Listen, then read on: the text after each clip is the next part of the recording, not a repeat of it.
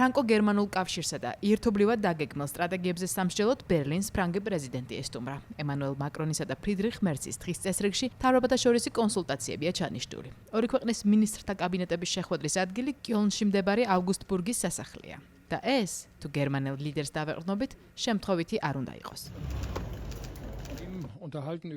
ეს ცნობილი ადგილი ფრანკო-გერმანული ურთიერთობების ხანგრძლივი ტრადიციის სიმბოლოა. სწორედ ამ სასახლეში 65 წლის წინ პრეზიდენტმა შარლ დე გოლმა იმ დროინდელ გერმანიის კანცლერ კონრად ადენაუერს ფრანკო-გერმანული მეგობრობის ხელშეკრულება შესთავაზა, რომელიც მოგვიანებით ელისეს ხელშეკრულებად იქცა. კვირის დასაწყისში შესაძლებლობა გქონდა პარიზში ელისეს სასახლეში მსურველთა კოალიციის შეხვედრაში მიგვეღო მონაწილეობა. სამშაბათს დილით კი საფრანგეთის პრეზიდენტის მოწვევით ერთად დავესწარით სამხედრო აღლუმს, რომელიც საფრანგეთის ეროვნულ დღესასწაულს 14 ივლისს მიეძღვნა.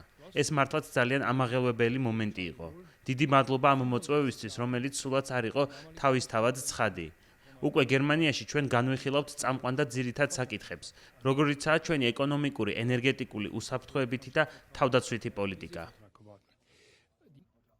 მიუხედავად იმისა, რომ მიმდინარე კვირას ეს ამ ორი ლიდერის მეორე შეხვედრაა, სალაპარაკო მაინც ბევრია, ამჯერად გაფართოებულ ფორმატში. თუ უკრაინის მხარდაჭერისა და რუსეთზე ზეწოლის საკითხში დედაქალაქებს ერთობლივი პოზიციები გააჩნიათ, ისევე როგორც ახლო აღმოსავლეთსა და თეთრ სახლთან ურთიერთობების მიმართულებით, არსებობს საკითხები, სადაც ვერ თანხმდებიან და ეს მეტწილად ერთობლივ თავდაცვით პროგრამებს ეხება. საგულისხმოა, რომ რამდენიმე კვირის წინ ინდუსტრიულმა მეტოქეობამ პარიზი და ბერლინი აიძულა უარია თქვათ ახალი თაობის გამანადგურებლების ერთობლივ პროგრამაზე.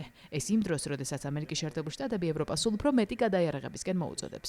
ამ ფონზე კონტინენტის ეს ორი უდიდესი თავდაცვითი და ეკონომიკური ძალა ცდილობს იმის დემონსტრაციას, რომ მათ ერთად მუშაობა შეუძლიათ და ამის ნებაც მაღალია, რომ ფრანკო-გერმანული ურთიერთობა რომელიმე კონკრეტულ პროექტზე მაღლა დგას.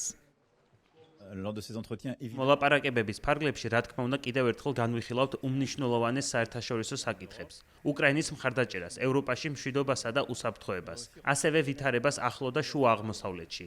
ამასთანავე გავაგრძელებთ ორმხრივ და ევროპულ თანამშრომლობის დღის წესრიგს რამდენიმე პრიორიტეტული მიმართულებით, მათ შორის უსაფრთხოებისა და თავდაცვის საკითხებში, ასევე გაძლიერებული შეკავების შესაძლებლობების მიმართულებით.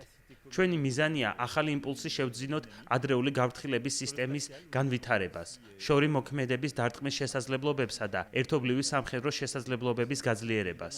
კოსმოსურ სფეროში გვინდა წინ წავიწიოთ. ამ მიზნით გვაქვს დოკუმენტი, რომელიც ასახავს ჩვენს ამბიციას და საერთო გადაწყვეტილებას. პროგრესი მივაღწიოთ როგორც ფრანკო-გერმანული თანამშრომლობის, ისე ევროპულ დონეზე. მხარებს შორის განხილვები დაეთმობა თანამშრომლობის გაღრმავების გზებს, ბირთვული შეკავების, სარაკეტო თავდაცვის, შორი მოქმედების დარტყმების შესაძლებლობებისა თუ კოსმოსის საკითხებს. გერმანიის ოფიციალური პირების განცხადებით, ბერლინი ახლა ელოდება შეთანხმებას, რომლის მიხედვითაც გერმანელი სამხედროები შემოდგომაზე საფრანგეთის ბირთვულ წვრთნებში მიიღებენ მონაწილეობას. შეხვედრის შემდეგ არსებობს ორი ერთობლივი დეკლარაციის მიღების მოლოდინიც.